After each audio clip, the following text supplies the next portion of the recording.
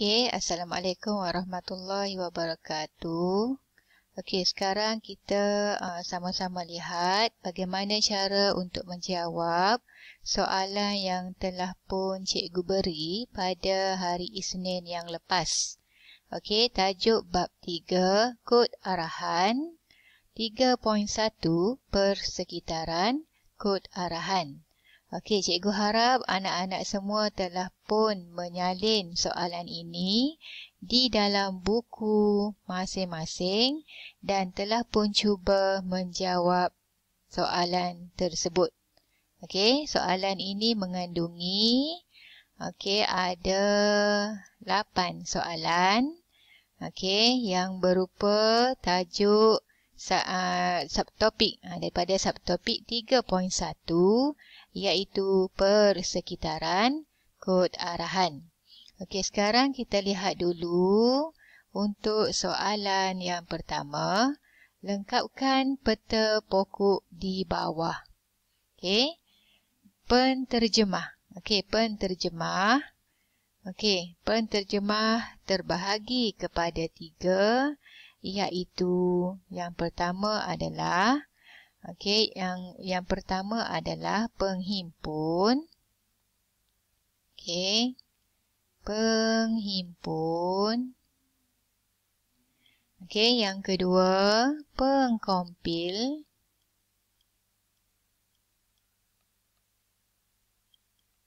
Dan yang ketiga adalah pentafsir. Okey. Okey, cikgu harap yang ini tak ada masalah, boleh jawab belaka. Yang pertama adalah penghimpun, yang kedua pengkompil dan yang ketiga pentafsir. Okey, seterusnya soalan yang kedua. Okey, berkaitan dengan jenis data. Okey, jenis data integer, double, char, string dan boolean.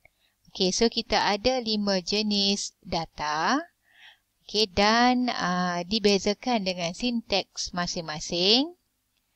Okey, penerangan. Okey, penerangan. Okey, integer ni adalah nombor yang tidak mengandungi pecahan. Okey. Okey, dan satu lagi titik perpuluhan. Okey. Cikgu harap anak-anak semua telah pun jawab soalan ni. Okey, cuma semak sahaja jawapan. Okey, yang kedua, dikenali sebagai nombor bulat. Okey, yang ketiga, terdiri daripada nombor negatif,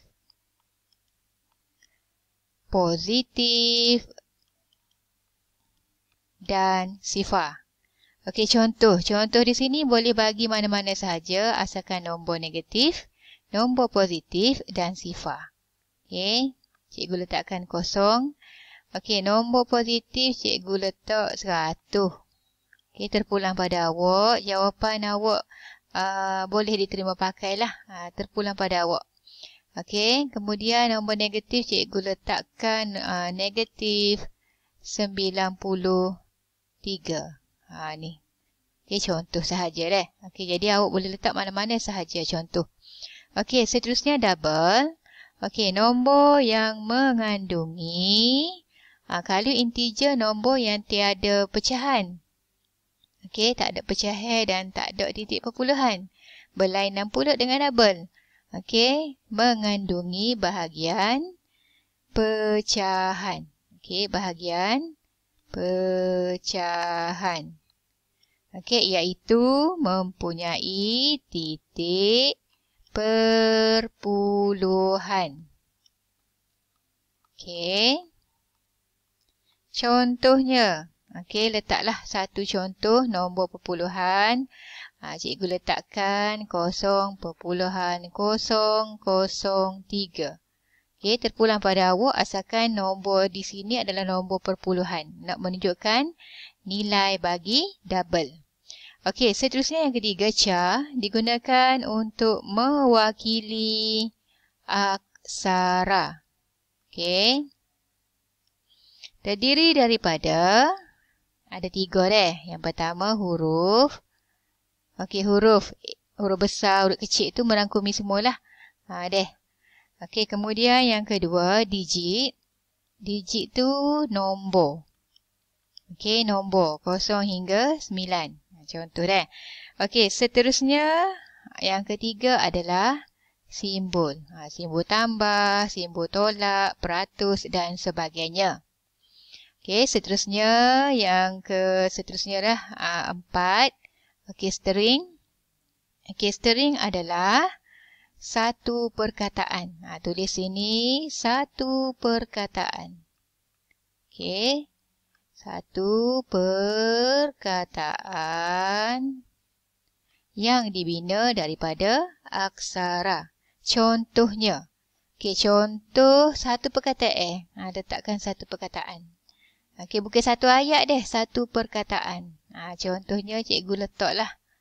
Musim vaksin dah ni, cikgu letak vaksin. Okey, sebagai contohlah. Contoh string.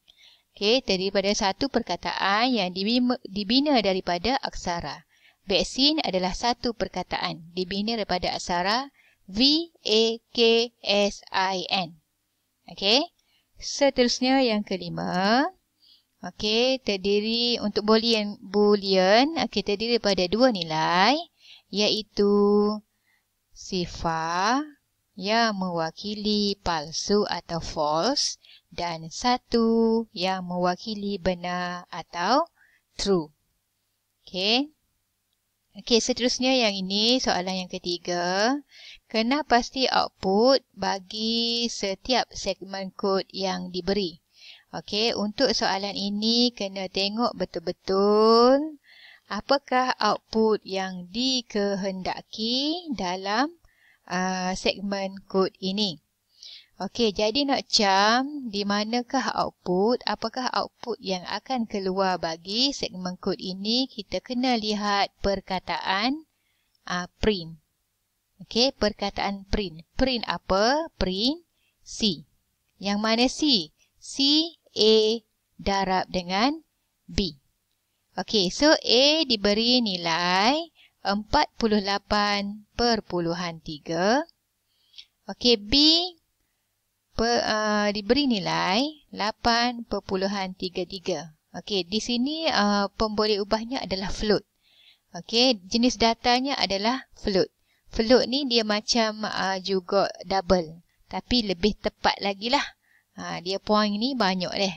Dia lebih tepat lagi. Okey, jadi okey, dah tahu dah nilai A sama dengan berapa, B sama dengan berapa. Okey, C A darab B. Okey, so output yang akan keluar adalah print C. Okey, C bersamaan dengan A darab B. Okey, A 48.3 darab B 8.33. So jawapannya adalah, okey, kena kira lah, 48.3 darab dengan 8.33.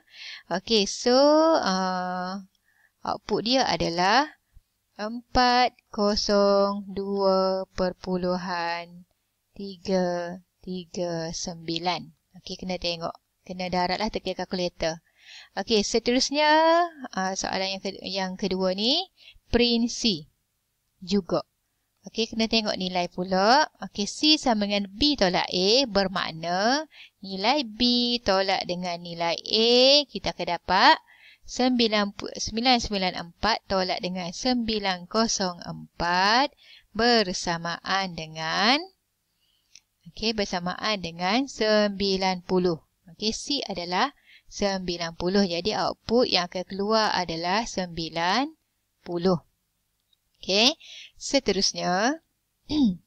Okey, print Z lebih besar daripada 0, lebih kecil daripada 11. Okey, Z adalah X tolak dengan Y. Okey, X tolak dengan Y, kita akan dapat 10. Okey, jadi kita kena lihat pula bila diberi. Ini adalah operator perbandingan. Jadi output dia adalah dalam bentuk True or false. Betul atau salah. Benar atau palsu. Okey. Okey, jadi 10. Okey, 10 lebih kecil, lebih besar daripada 0. Lebih kecil daripada 11. Okey, jadi outputnya adalah true. Betul lah sebab 10 lebih kecil daripada 11 dan lebih besar daripada 0. Okey, seterusnya. Okey, seterusnya soalan yang keempat. Okey, print Z. Z sama dengan W tambah X tambah Y. Kena tengok betul-betul kurungan dia ni. Maknanya selesaikan yang tambah ni dulu, baru bahagi dengan 3. Okey, jadi W tambah X tambah Y. Okey, bahagi dengan 3. Maknanya 94 tambah dengan 82 tambah dengan 103. Jumlah tu bahagikan dengan 3, kita akan dapat tekan kalkulator sekejap, kita akan dapat 93. Okey, so print Z. Okey, Z lebih besar daripada 0, lebih kecil daripada 50. Nilai Z kita 93. Bermakna nilai print ni adalah false. Nilai boolean false. Sebab kita dapat 93. Okey, seterusnya soalan yang kelima adalah berkaitan dengan nilai ni nilai string. str adalah nilai string. Okey, jadi kita kena lihat. Okey. So di sini ada 3. Ada 3 print. Okey, print satu atas ni, yang kedua, yang ketiga. Maknanya ada 3 lah, 3 output dia lah. Okey, so M and P. Okey, kita kena tahu. Okey, boleh rujuk muka surat. Ni dah nota di muka surat 83 yang menunjukkan. Okey, apakah fungsi bagi kalau soalan saat ni tu dia start dengan ni. Okey, dia start dengan dia start dengan koma tu. Okey, bermakna bila koma. Okey, M, N, N bermakna dia ni mesti menggabungkan dua string dengan satu ruang kosong. Ia sambung nilai string tapi dia ada ruang kosong di tengah. Okey, bermakna M tu adalah bangun, ruang kosong, pagi, ruang kosong, tanda seruan 3 kali. Okey, kemudian yang kedua, okey, M, N plus P. M, N sama dengan hok ni. Okey, plus P. Okey, plus kita tengok pula plus menggabungkan dua string tanpa ruang kosong. Okey, bermakna okey, kita letakkan bangun. M tu adalah bangun. Okey, sambung hok ni ke? Okey, pagi. Okey, dan tambah. Tambah ni gabung dua nilai string tanpa ruang kosong. Bermakna tanda seru ni kena sambung terus. Tanpa ruang kosong. Okey, seterusnya M tambah P darab 3 kali. Ni maknanya kali 3 lah. Bermakna 3 kali. Okey, jadi M tambah P. M adalah bangun. Okey, P adalah tanda seruan. Tambah ni adalah tanpa jarak lah, tanpa ruang kosong. Bermakna bangun tanpa ruang kosong, bangun. Sebab ia royak 3 kali kan, darab 3. Jadi 3 kali bangun. Okey, jadi cikgu harap faham lah yang ni. Macam mana cara nak selesaikan soalan ini. Okey, seterusnya untuk soalan nombor 4 boleh rujuk MS 92. Okey, soalan nombor 5 boleh rujuk jawapan di muka surat 96. Okey. Okey, seterusnya untuk soalan yang ke-6. Okey, anak-anak boleh rujuk jawapan di muka surat. Okey, di muka surat 97 buku teks masing-masing. Okey, Seterusnya kita lihat soalan yang ketujuh, soalan nombor 7. Okey, teliti operator perbandingan di bawah, kemudian lengkapkan tempat kosong dengan jawapan yang betul. Okey, diberi X sama dengan 10, Y sama dengan 22. Okey, X sama dengan 10, Y sama dengan 22. Okey, jadi operator, okey, ini adalah perlu diingat ini adalah operator perbandingan. Jadi nilai dia di belakang ni, nilai output dia adalah benar atau palsu je lah. Nilai jawapan ni adalah boolean, benar atau palsu. Okey. So, yang pertama nilai ni sama-sama ni bermaksud sama dengan. Okey, X sama dengan Y. Okey, X, adakah X sama dengan Y? X 10, Y sama dengan 22. Jadi, tak sama kan? Okey, bila tak sama, 10 sama dengan 22. Jadi, jawapannya adalah false. Okey, boleh tulis false. Boleh tulis palsu. Okey, kemudian yang kedua, tak sama. Tak sama dengan. Okey, X tak sama dengan Y. 10 tak sama dengan 22, jadi jawapannya adalah true. Betul lah, 10 tak sama dengan 22. Okey, seterusnya, lebih besar. Okey, X lebih besar daripada Y. 10 lebih besar daripada 22. Okey, jadi terus palsu lah. 10 lebih besar daripada 22, salah lah. Okey, seterusnya Y lebih besar daripada X. 22 lebih besar daripada 10. Okey, jawapannya adalah true. Okey, kemudian lebih kecil, X lebih kecil daripada Y. 10 lebih kecil daripada 22. Okey, jawapannya adalah true. Okey, Y lebih kecil daripada X. 22 lebih kecil daripada 10. Okey, salah lah. 22 lebih besar daripada 10. Okey, so false. Okey, X lebih besar atau sama dengan Y. Okey, 10 lebih besar atau sama dengan 22. Jadi false.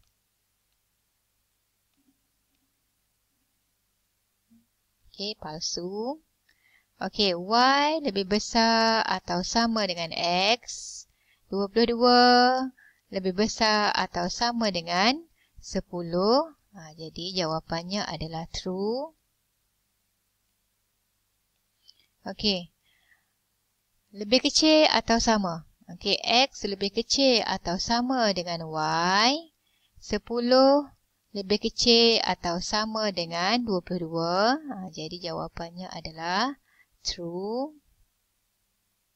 Okey, kemudian akhir sekali, Y lebih kecil atau sama ni, Y lebih kecil atau sama dengan X. Y 22 lebih kecil atau sama dengan 10. Salah. Sebab 22 lebih kecil atau sama dengan 10. Salah dah. Okey, so jawapannya adalah false. Okey, seterusnya soalan akhir sekali. Okey, untuk soalan operator tambahan. Okey, operator tambahan. Ada 3 jenis operator tambahan. Okey, 3 jenis ni kena ingat. Operator ni digunakan dalam bahasa pengaturcaraan Python. Okey, kalau awak rujuk di buku teks tu, okey, menggunakan bahasa pengaturcaraan Python. Okey, so yang ni kalau kita jumpa, lepas ni kalau awak jumpa, ini adalah simbol, kalau kita panggil, kalau dalam matematik, simbol peratus. Tapi kalau dalam ASK ni, kita panggil modulus. Okey, kena ingat, modulus. Okey. Kemudian yang kedua, ni tanda darab 2 kali.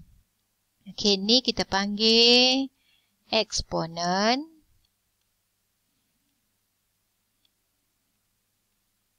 Okey, dan yang ketiga, tanda bahagi 2 kali ni kita panggil floor division. Okey, floor division. Okey, kena ingat yang 3 operator tambahan ni. Okey. So, diberi X, diberi nilai X sama dengan 10. Y sama dengan 5. Okey, kita tengok apakah kegunaan modulus, eksponen dan floor division. Okey, kita rujuk buku teks muka surat 100. Okey.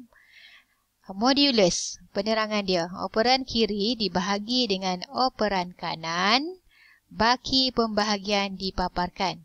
Okey, operan kiri, operan kanan. Kalau dalam contoh ni, operan kiri adalah 10, operan kanan adalah 2. Okey, jadi operan kiri dibahagi dengan operan kanan. Okey, jadi 10 bahagi dengan 2. 10 bahagi dengan 2, kalau kita kira matematik 10 bahagi 2 adalah 5. Jadi ada bahagi ke tak? Okey, ada bahagi ke tak? Sebab kalau modulus ni, nilai bahagi sahaja akan dipaparkan. Jadi, kalau tak ada nilai baki, dia ambil nilai kosong. Okey, 10 bahagi 2, 5. Tak ada baki, habis licin tak? Bagi tak? 5. Jadi, baki dia adalah kosong. Tapi kalau 11, modulus 2, 11 bahagi dengan 2, kita akan dapat 5. Okey, 5 sebab 10 kan? Kali 10, dapat 5. Jadi, ada so lagi baki dia. Jadi, kita ambil nilai baki dia. Okey. Okey, kemudian kalau eksponen, operan kiri dikuasakan mengikut operan kanan. Operan kiri dikuasakan dengan nilai operan kanan. Okey, jadi nilai kiri adalah 10, nilai kanan adalah 2. Jadi 10 kuasa 2 lah. Okey, untuk nilai eksponen. Okey. Kemudian yang ketiga, floor division. Operan kiri dibahagi dengan operan kanan, hasil pembahagian tanpa nilai baki dipaparkan. Jadi floor division ni dia sebalik. Dia serupa dengan modulus. Kalau modulus kita bahagi juga, tapi kita papar nilai baki. Tapi kalau floor division kita bahagi juga, tapi hasil pembahagian tu tanpa nilai baki dipaparkan. Contoh macam tadi lah. Okey, contoh macam tadi. A, floor division B. 10 floor division B 10 bahagi 2 sama dengan 5. Sama dengan 5. Jadi 10 bahagi 5, 10 bahagi 2, 5. Kalau macam tadi, 10 bahagi 5. Okey, 10 bahagi 2 dapat 5. Jadi kita ambil bahagi saja, kosong. Tapi kalau floor division, kita ambil nilai bahagi dia. Nilai hasil bahagi dia tu. Okey. Jadi kita balik kepada soalan kita tadi. Okey, modulus. Okey, 10 modulus 5. Okey, 10 modulus 5. Okey, 10 modulus 5. 10 bahagi 5, kita akan dapat 2. Betul tak? 10 bahagi 5, 2. Tapi, kalau modulus, kita ambil baki dia. Jadi, 10 bahagi 5 sama dengan 2. Tak ada dah baki, habis licin dibahagi. Jadi, kita letakkan kosong. Okey. Kemudian untuk eksponen, diberi X sama dengan 10, Y sama dengan 5. Jadi eksponen tadi, operan kiri dikuasakan dengan operan kanan. Okey, 10 eksponen 5. Okey, 10 eksponen 5 bermakna 10 kuasa 5. Ini makna, ini kegunaan untuk eksponen lah. Okey. Kemudian floor division. Okey, floor division adalah mirror kepada modulus tadi. Okey, floor division. Okey, 10 floor division 5. Okey, floor division 5 kita akan dapat tadi 2. Jadi kita paparkan hasil pembahagian dia, hasil dia tu. Tanpa nilai baki. Dia beza dengan modulus tadi. Okey. Jadi cikgu harap faham berlaku lah. Dapat berlaku jawapan untuk soalan 1 sehingga soalan 8.